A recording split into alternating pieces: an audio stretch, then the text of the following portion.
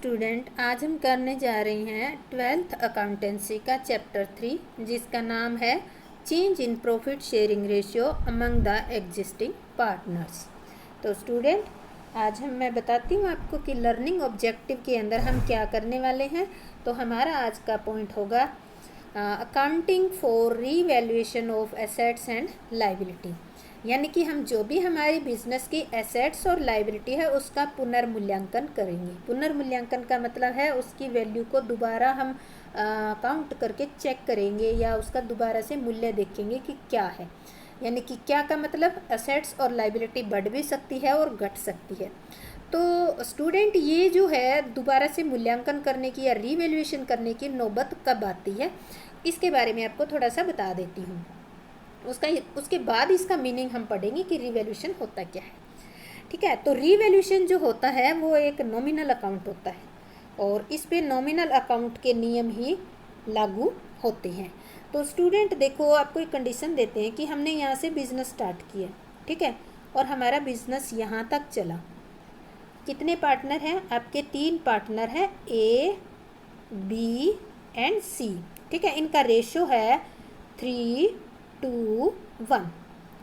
ये जो पॉइंट आया है इस पॉइंट को हम ई नाम दे देते हैं।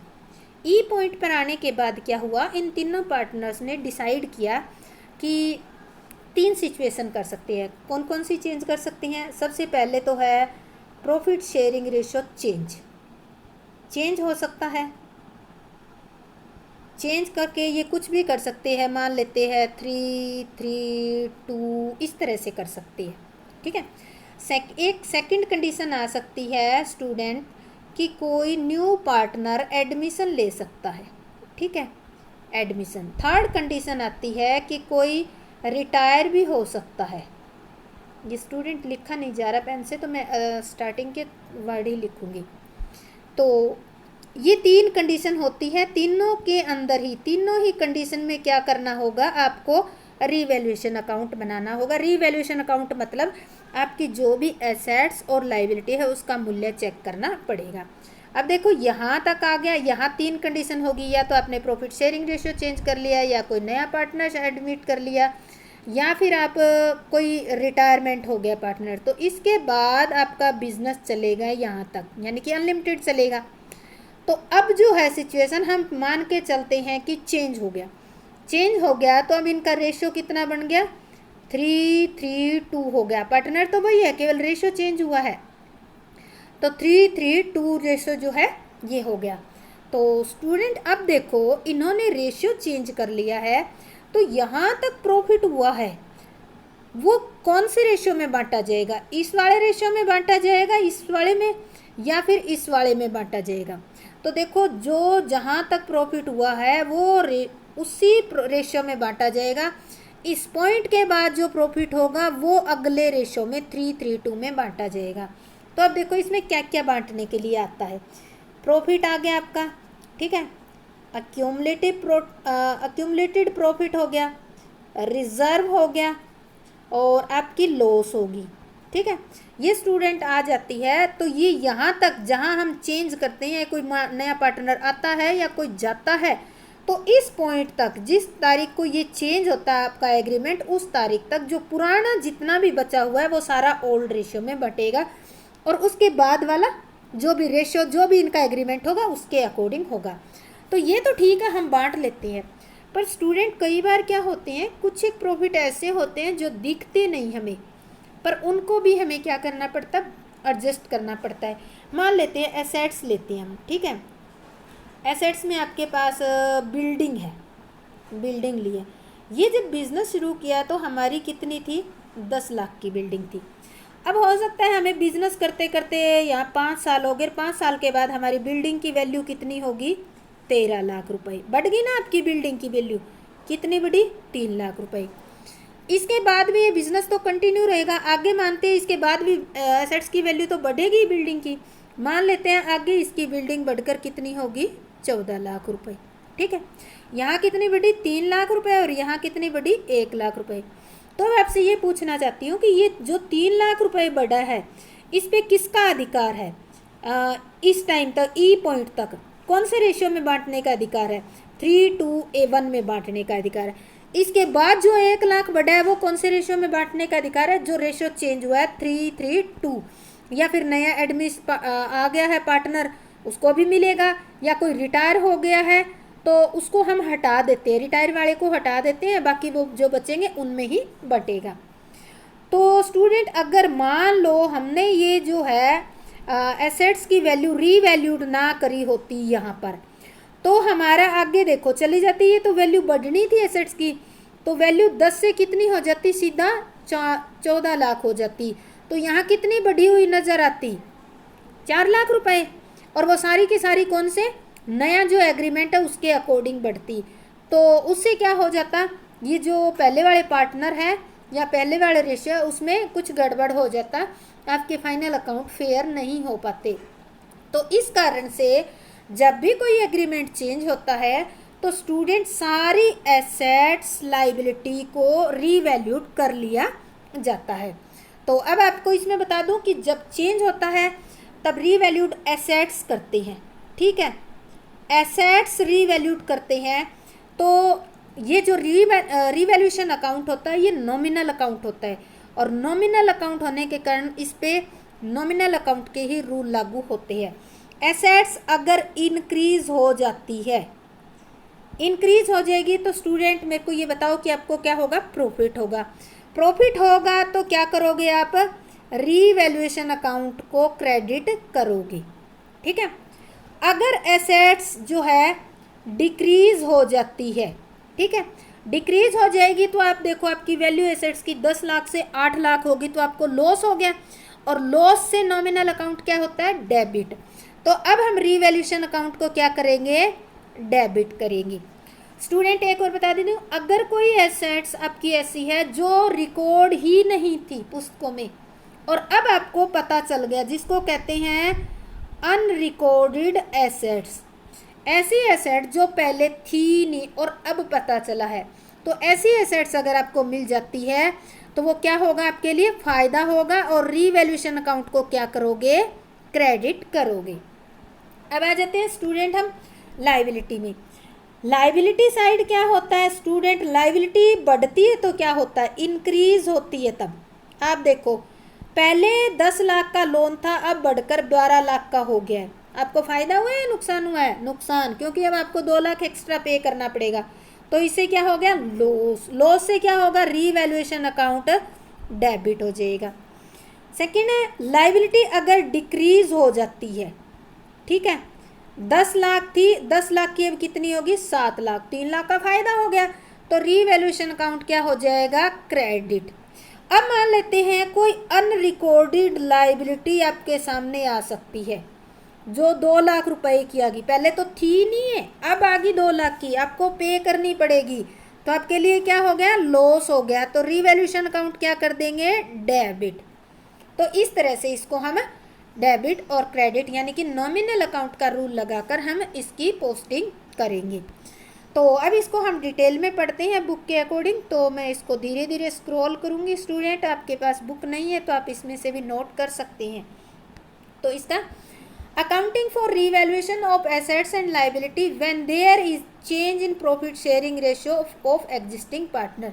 तो स्टूडेंट एक बात बता दूं कि केवल ये प्रॉफिट शेयरिंग रेशियो चेंज के टाइम ही नहीं बनाया जाता, ये एडमिशन के टाइम, रिटायरमेंट के टाइम और साथ के साथ प्रॉफिट शेयरिंग रेशियो चेंज होता है तब बनाया जाता है। यानी कि तीनों कंडीशन में बनेंगे, तीनों कंडीशन में हर एक में सेम जैसे आज हम बनाएंगे वैसे ही बनेगा ये। तो आज इसके फॉर्मूले, इसकी एंट्रीज, इसका परफॉर्मा आज की जो कर रहे हैं ये लेक्चर देख रहे हो तो तुरंत इसी टाइम याद कर लेना। तो अब इसको हम बुक के अकॉर्डिंग पढ़ते हैं। वर्तमान साझेदारों के लाभ विभाजन अनुपात में परिवर्तन के समय फर्म की संपत्तियों और दायित्वों का भी पुनर्मूल्यांकन किया जाना चाहिए। इसका कारण है कि संपत्तियों और दायित्वों के विक्रय या वास्तविक मूल्य स्थिति विवरण में दिखाए गए मूल्य से भिन्न हो सकते हैं। जो बुक में दिखाया गया है उससे आपका वास्तविक मूल्य अलग हो सकता है, और ये संभव है कि समय व्यतीत होने के साथ साथ कुछ संपत्तियों के मूल्य तो बढ़ भी सकते हैं और कुछ संपत्तियों के मूल्य कम भी हो सकते हैं। तो खातों में इन परिवर्तनों का कोई लेखा न किया गया हो, या भी ऐसे है ना भी किया गया, कुछ एक एसेट्स ऐसी भी रह सकती हैं। संपत्तियों और दायित्वों का पुनर्मूल्यांकन इसलिए आवश्यक है क्योंकि संपत्तियों और दायित्वों के मूल्य में परिवर्तन लाभ विभाजन अनुपात में परिवर्तन से पूर्व की अवधि से संबंधित है। अब ये कह रहे हैं कि जो एसेट्स और लायबिलिटी है, इन दोनों की संभावना ये है कि जो बुक में दिखा रखी है वो वैल्यू और आपकी रियल में जो एसेट्स और लायबिलिटी है उन दोनों का चेंज हो सकता है, यानी कि ये दोनों घट भी सकती है और बढ़ भी सकती है। अब देखो ये घटा हुआ मूल्य और बढ़ा हुआ मूल्य आपकी पुस्तकों में नहीं लिखा हुआ, तो अब आपको रीवैल्यूएशन करके आपको क्या करना होगा, जो चेंज हुआ मूल्य है वो मूल्य आपको लिखना होगा जो इस टाइम पीरियड से रिलेटेड है। तो साझेदारों द्वारा इसे पुराने विभाजन अनुपात में बांटा चाहिए। आगे ना मैंने आपको बताया था ओल्ड प्रॉफिट शेयरिंग रेशियो में बांटेंगे, क्योंकि अभी देखो इनका ओल्ड रेशियो में इन्होंने जिस रेशियो में इन्होंने काम किया है कमाया वो उसी रेशियो में बांटना चाहिए। संपत्तियों और दायित्वों के पुनर्मूल्यांकन का लेखांकन दो प्रकार से किया जाता है। जब when revised value are to be recorded in books, जब रिवाइज्ड वैल्यू को रिकॉर्ड किया जाता है तो आप क्या करोगे, रीवैल्यूएशन अकाउंट बनाएंगे, ठीक है। और when revised value are not to be recorded in book, और जब हमें इस वैल्यू को रिकॉर्ड नहीं करना है तो हम क्या करेंगे, एडजस्टमेंट एंट्री कर देंगे और उसके द्वारा दिखा देंगे। और अगर इनको रिकॉर्ड ही नहीं करना है तो हम जो हमने पुरानी बैलेंस शीट के अंदर जो डाटा दिखा रखे हैं वही डाटा हम नई बैलेंस शीट के अंदर दिखा देंगे। रिवैल्यूएशन अकाउंट नहीं बनाएंगे पर वैल्यू को चेक जरूर करेंगे कि मूल्य एसेट्स और लायबिलिटी का घटा है या बढ़ा है। और इस कंडीशन में तो क्या करेंगे, हम इसमें एडजस्टमेंट एंट्री नहीं करेंगे। पहली कंडीशन में इसमें जो मूल्य जितना घटा है बढ़ा है वो मूल्य लेकर रिवैल्यूएशन अकाउंट बनाएंगे और पुरानी बैलेंस शीट्स ये नई बैलेंस शीट में वैल्यू बढ़ी है तो बढ़ी हुई लिखकर दिखाएंगे, घटी है तो घटी। पर सेकंड कंडीशन में पुरानी बैलेंस शीट में जो वैल्यू लिखी है वो की वो ही लिखी जाएगी, चेंज नहीं किया जाएगा। इन दोनों में इतना फ़र्क है। अब हम आते हैं, सबसे पहला पॉइंट करते हैं, जब when revised value are to be recorded in the books, जब वैल्यू को रिकॉर्ड किया जाता है, ऐसी दिशा में संपत्तियों एवं दायित्वों के पुनर्मूल्यांकन के लिए एक रीवैल्यूएशन अकाउंट खोला जाता है जो कि किसकी तरह होता है, प्रॉफिट एंड लॉस एडजस्टमेंट के तरह ही होता है, एक नॉमिनल अकाउंट होता है।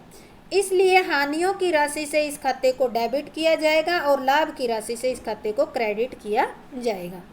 तो अब एंट्री करते हैं, जैसे मैंने आपको बताया था ना, एसेट्स की वैल्यू कम होने पर, डिक्रीज होने पर आपको नुकसान हो जाएगा। अब इन्होंने कहा है ना कि रीवैल्यूएशन अकाउंट लॉस होता है तो डेबिट होता है। एसेट्स कम होगी, आपकी कम होगी तो आप क्या करोगे, रीवैल्यूएशन अकाउंट को डेबिट कर दोगे, एंट्री करोगे revaluation account debit to assets. और अगर वैल्यू बढ़ जाती है, इंक्रीज हो जाती है यहाँ पर, तो क्या करोगे, फायदा हो गया, फायदे से रीवैल्यूएशन अकाउंट को क्रेडिट किया जाता है। तो एंट्री करेंगे assets account debit to revaluation account. अब देखो जब अकाउंट बनाएंगे ना, रीवैल्यूएशन पोस्टिंग करनी सिखा देती हूँ। रीवैल्यूएशन अकाउंट, ये हमारा रीवैल्यूएशन अकाउंट है, क्रेडिट साइड है और ये हमारी डेबिट साइड है। इसकी पोस्टिंग कैसे करोगे, ऊपर हमने रीवैल्यूएशन अकाउंट बना रखा है, रीवैल्यूएशन अकाउंट यहाँ डेबिट हुआ है तो यहाँ डेबिट साइड में लिखेंगे टू एसेट्स, ठीक है, जितने रुपए की होगी। और यहाँ क्या हुआ, रीवैल्यूएशन अकाउंट क्रेडिट है तो क्रेडिट साइड में इसको ले जाएंगे और किस नाम से करेंगे, बाय एसेट्स, इस तरह से एंट्री कर देंगे, ठीक है। अब देखो एक इन्होंने एंट्री नहीं दे रखी अनरिकॉर्डेड एसेट्स की, तो हम क्या करते हैं, मान लेते हैं कोई अनरिकॉर्डेड एसेट्स मिली है तो फ़ायदा हो गया, तो हम यहाँ लिख देते हैं unrecorded assets to revaluation account. अब इसकी पोस्टिंग कैसे करेंगे, तो क्रेडिट हो रहा है रीवैल्यूएशन अकाउंट, क्रेडिट साइड में लिखेंगे बाय अनरिकॉर्डेड एसेट्स, यहाँ एंट्री कर देंगे। तो इस तरह से हम इसकी पोस्टिंग करते जाएंगे जो आगे आपका परफॉर्मे में आएगा। अब आता है सेकंड, आता है हमारा लायबिलिटी। लायबिलिटी की वैल्यू जब बढ़ जाती है, मान लेते हैं आपका लोन 8 लाख था, अब बढ़कर कितना हो गया 10 लाख, तो आपको कितना एक्स्ट्रा पे करना, 2 लाख। तो आपको फ़ायदा है या नुकसान, सीधी सी बात है कि नुकसान ही है। नुकसान है तो रीवैल्यूएशन अकाउंट को डेबिट कर दो। एंट्री क्या करेंगे, revaluation account debit to liability, जो भी इंक्रीज डिक्रीज हुआ है वो साइड में आपको लिखना होगा। इसमें लाइबिलिटी लाइबिलिटी हुआ तो यहाँ टू लाइबिलिटी लिख दिया, ऊपर एसेट्स का था तो एसेट्स लिख देते हैं। एसेट्स में कोई नाम जैसे मशीनरी है तो मशीनरी लिख देंगे, लाइबिलिटी में कोई लोन है तो लोन लिख देंगे, क्रेडिटर लिख देंगे। और अगर वैल्यू कम हो जाती है तो क्या होता है, liability account to revaluation account कम होगी। 8 लाख थे, अब मिले 5 लाख आपको, तो कितने कम हो गए, 3 लाख कम पे करने पड़ेंगे, तो फायदा हो गया आपको। तो इसलिए हम रिवैल्यूएशन अकाउंट को क्या कर देंगे, क्रेडिट कर देंगे। अब देखो स्टूडेंट, इन्होंने एक एंट्री दे नहीं रखी, मान लेते हैं कोई अनरिकॉर्डेड लाइबिलिटी मिल जाती है जो रिकॉर्ड ही नहीं कर रखी है और अब पता चला है कि उसको पे करना पड़ेगा, तो लॉस हो गया। तो इसकी जगह हम लिख देंगे unrecorded liability account debit to revaluation account. Entry कर देंगे ये वाली एंट्री, ये मूल्य घटने वाली सॉरी इसमें नहीं करेंगे, लाइबिलिटी बढ़ गई है, तो बढ़ गई है तो हमारी ये वाली एंट्री है, क्योंकि लाइबिलिटी बढ़ने अनरिकॉर्डेड कोई थी नहीं, मान लेते एक कोई लाइबिलिटी थी या कोई एक क्रेडिटर था जिसको हमने पुस्तकों में लिखा ही नहीं था, और अब क्या है उस क्रेडिटर ने क्या मांग लिए, कहता है कि मैंने फलाना फलाना तारीख को आपको माल बेचा था और मेरे 10,000 रुपये अभी आपने चुकाया नहीं, वो अपने डॉक्यूमेंट्स लेके खड़ा हो गया, तो अब आपको 10,000 चुकाने पड़ेंगे जो कि पहले नहीं लिख रखे, तो ये क्या हो गया आपके लिए, लॉस हो गया। तो हम रिवैल्यूएशन अकाउंट को क्या करेंगे, डेबिट, और टू करेंगे अनरिकॉर्डेड लाइबिलिटी। तो इस तरह से हम इसको अनरिकॉर्डेड लाइबिलिटी को भी एंट्री कर देंगे। इसके बाद स्टूडेंट हम क्या करते हैं, ये जो ऊपर दी गई है इनके आधार पर हम रिवैल्यूएशन अकाउंट बनाते हैं, जो कि प्रॉफिट एंड लॉस एडजस्टमेंट के अकाउंट की तरह होता है। इस खाते की क्रेडिट साइड अधिक अगर होती है तो लाभ होगा और डेबिट साइड अधिक होती है तो हानि होगी। तो अब देखो अगर लाभ या हानि होती है इस अकाउंट में तो कैसे बांटेंगे, तो अगर लाभ हो जाता है तो हम एंट्री कर, आपको पता है कि क्रेडिट साइड जब ज़्यादा अमाउंट होती है तो उसको डेबिट साइड ही लिखा जाता है, तो एंट्री करेंगे revaluation account debit to partner capital account. यहाँ टू पार्टनर क्यों लिखा है, क्योंकि जो बढ़ा हुआ है या घटा हुआ मूल्य वो अल्टीमेटली मिलना किसको है, पार्टनर को ही मिलना है, तो इसलिए पार्टनर कैपिटल अकाउंट ही क्रेडिट करेंगे। अब देखो प्रॉफिट अगर हो रहा है तो पार्टनर कैपिटल अकाउंट वैसे भी क्रेडिट होता है, आपको पता ही है, तो एंट्री करेंगे revaluation account debit to partner capital account. Loss हो जाती है तो ये एंट्री उल्टी हो जाएगी, क्योंकि लॉस से पार्टनर्स को नुकसान होता है। Partners capital account debit to revaluation अगर लॉस होती है तो। अब हम करते हैं परफॉर्मा। ये इस परफॉर्मे को स्टूडेंट आप अच्छी ढंग से याद कर लेना, क्योंकि ये हर एक चैप्टर के अंदर आगे जो 2-3 चैप्टर ना रिटायरमेंट तक, एडमिशन और रिटायरमेंट वाले में, तो ये हर एक क्वेश्चन के अंदर बनाने होंगे। रिवैल्यूएशन अकाउंट एक कौन सा अकाउंट है, नॉमिनल अकाउंट है, 2 साइड होती है डेबिट और क्रेडिट। डेबिट साइड मतलब जितनी भी लॉस होगी वो क्या करेंगे, डेबिट करेंगे, और जितने भी हमारे प्रॉफिट होंगे या इनकम होगी उसको क्या करेंगे, हम क्रेडिट करेंगे।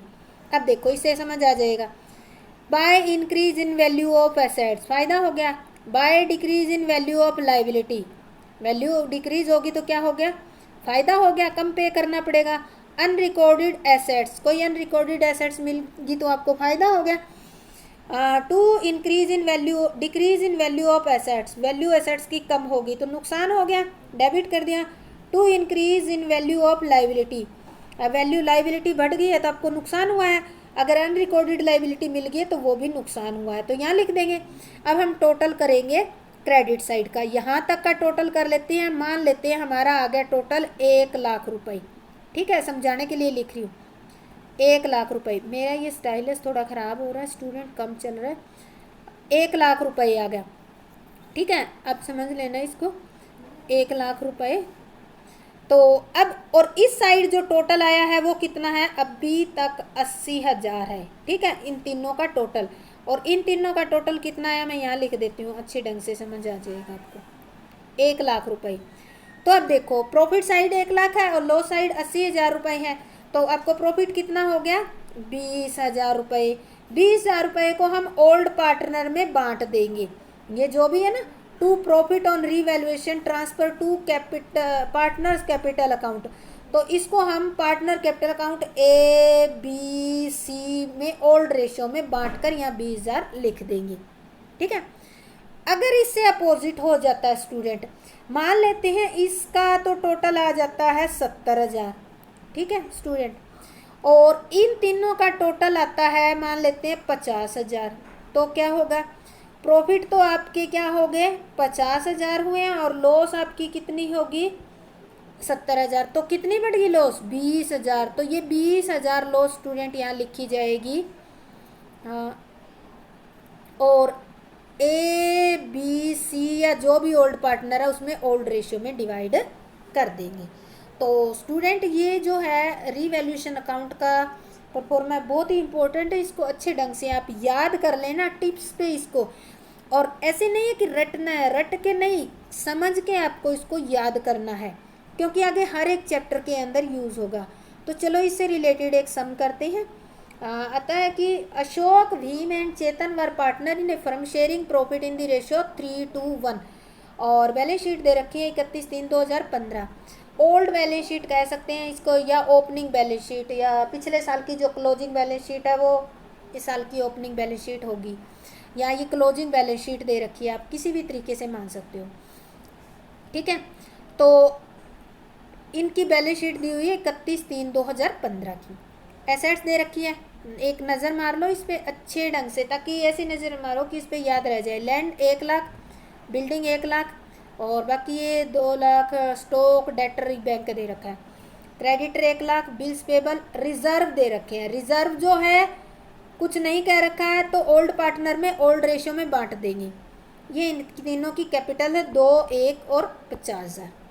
चलो स्टूडेंट हम पढ़ते हैं इसकी एडजस्टमेंट।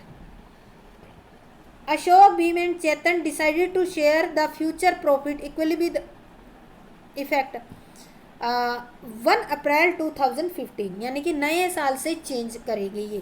तो पुराना है वो तो पुराने रेशो में ही रहेगा, 1 तारीख से चेंज होगा ना इनका। गुडविल है फर्म की 3 लाख रुपए, ये कब आगे बात कर रहे हैं ये। ठीक है, इस तारीख को इन्होंने कहा है कि गुडविल 1 तारीख के बाद ये रहेगी।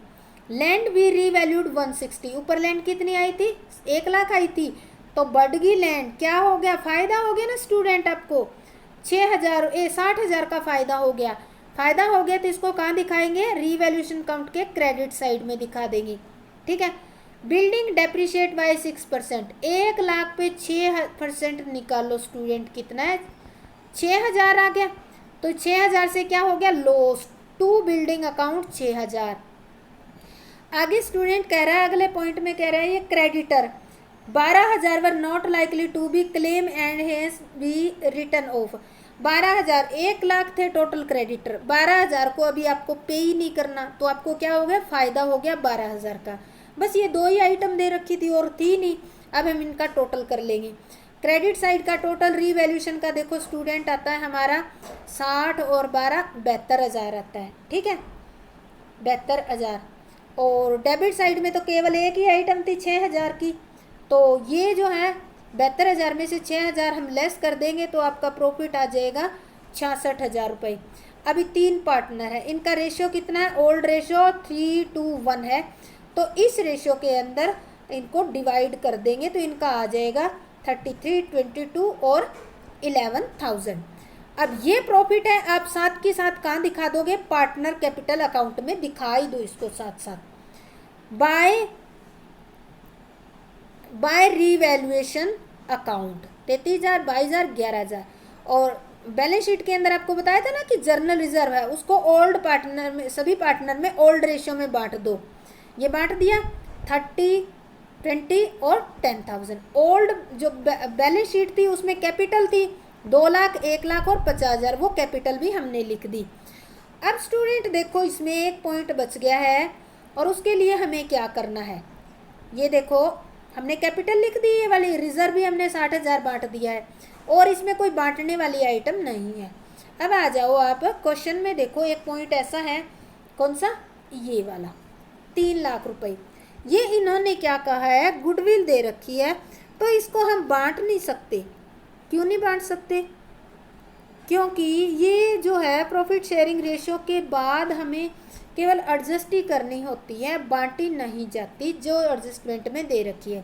तो अब इनके देखो रेशियो देखो, अब रेशियो ओल्ड रेशियो तो आपको बताएगी कितने हैं। ओल्ड रेशियो तो इनके हैं 3:1 और स्टूडेंट नया रेशियो इनको कितना होगा, बराबर बराबर, यानी कि 1 1 और 1 होगा। ठीक है, अब इसके लिए हमें सेक्रीफाइस और गेनिंग रेशियो निकालना पड़ेगा। पहले वो निकालते हैं, फिर 3 लाख की कैपिटल को एडजस्ट करते हैं। हम यहाँ निकालते हैं सेक्रीफाइस और गेनिंग रेशियो। पहले अशोक का लेते हैं। ओल्ड रेशियो था स्टूडेंट 3:1, ठीक है, और न्यू रेशियो था 1 1 और 1। अशोक का ओल्ड रेशियो लिख लिया 3/6, न्यू लिख लिया 1/3। तो सेक्रीफाइस कर रहा है अशोक। भीम का कितना है, पहले 2/6, दूसरा 1/3, यानी कि नील, ये ना तो ले रहा और ना ही दे रहा। चेतन क्या कर रहा है, ओल्ड है इसका 1/6, न्यू है इसका 1/3, तो ये क्या कर रहा है, गेन कर रहा है। तो गेन कर रहा है, तो अब देखते हैं 1 लाख रुपए जो 3 लाख रुपए जो गुडविल है, इसको हमें इस सेक्रीफाइस और गेनिंग रेशियो में एडजस्ट करनी है। तो चेतन आया, चेतन देखो आया क्या, ये चेंज किया रेशियो। तो 1 लाख का किसको हम इसमें से 3 लाख में से डेबिट करेंगे और किसको क्रेडिट करेंगे और कितने रुपए से करेंगे। Chetan has gain so his capital account will be debited 1/6, 3 lakh का 50,000 रुपये। Ashok has sacrifice so his capital account will be credit 1/6, 50,000। कह क्या रहा है, ये कह रहा है कि चेतन जो है वो 50,000 रुपये अशोक को देगा। तो अब इसकी एक एंट्री बताती हूँ आपको, उसके बेस पे कैपिटल अकाउंट में करेंगे हम। तो चेतन को मिल रहा है और दे कौन रहा है, अशोक को मिल रहा है और चेतन दे रहा है। तो हमने रूल पढ़ा था कि जो गेन करता है उसको क्या किया जाता है, डेबिट, और जो सेक्रीफाइस करता है उसको क्रेडिट। तो हम इसमें एंट्री करेंगे, मैं इसको एंट्री करके दिखाती हूँ आपको, फिर इसमें करेंगे चेतन अकाउंट डेबिट 50,000 रुपये टू अशोक, कितने, 50,000 रुपये। ठीक है, तो ये एंट्री कर दी। इस एंट्री के बेस पे कैपिटल अकाउंट में कैसे एंट्री करेगी।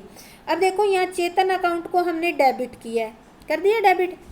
तो जब चेतन के कैपिटल अकाउंट में एंट्री करने लगेंगे तो चेतन को डेबिट कर रखा है ना, तो डेबिट साइड पोस्टिंग करेंगे टू अशोक, यहाँ टू अशोक लिखा हुआ है, लिख देंगे टू अशोक, और चेतन के कॉलम में 50,000 रुपये लिख देंगे। फिर आते हैं जब अशोक के कैपिटल अकाउंट में एंट्री करेंगे तो अशोक को क्या कर रखा है हमने, क्रेडिट। तो क्रेडिट साइड में पोस्टिंग करेंगे किस नाम से, चेतन के नाम से करेंगे, बाय चेतन कैपिटल, और अशोक के कॉलम में हम 50,000 रुपये लिख देंगे। ठीक है, सारी आइटम लिखी गई। अब हम क्या करेंगे, इसका टोटल करेंगे। सबसे पहले अशोक का किया 3,13,000 आता है, इसमें से कोई भी यहाँ आइटम नहीं है तो बैलेंस शीट आ गई 3,13,000। सेम इसी तरह से एक 42 आ गई, और इसी तरह से चेतन का 71,000 है, इसमें से 50 ये लेस कर देंगे तो बैलेंस शीट ही बच गई 21,000। ये जो अमाउंट है ये हम बैलेंस शीट में शो करेंगे। अब आ जाते हैं बैलेंस शीट। बैलेंस शीट बनाएंगे हम, इसमें नीचे दे रखिए बैलेंस शीट। सबसे पहले कैपिटल लिख दो, एज इट इज लिख दी हमने। क्रेडिटर 1 लाख के थे, 12,000 अभी आपको पे ही नहीं करना, तो चेंज वैल्यू कितनी है, 88,000। बिल्स पेबल कोई चेंज नहीं हुआ, यूं के यूं लिख दिया। रिजर्व देखो हमने ओल्ड पार्टनर में बांट दिया तो अब नहीं लिखेंगे। लैंड आपकी कितनी होगी, 1 लाख से बढ़कर 1,60,000 होगी। बिल्डिंग आपकी 6% डेप्रिसिएशन लगने के कारण 1 लाख से कम होकर 94,000 होगी। बाकी सारी आइटम जो ओल्ड बैलेंस शीट में वो एज इट इज़ आएगी। तो इनका टोटल करेंगे तो ये दोनों टोटल बराबर आ जाएगा। तो स्टूडेंट, अगर ये लेक्चर आपको अच्छा लगा और समझ आ गया है तो आप लाइक, शेयर और सब्सक्राइब जरूर करें। जय हिंद, जय भारत।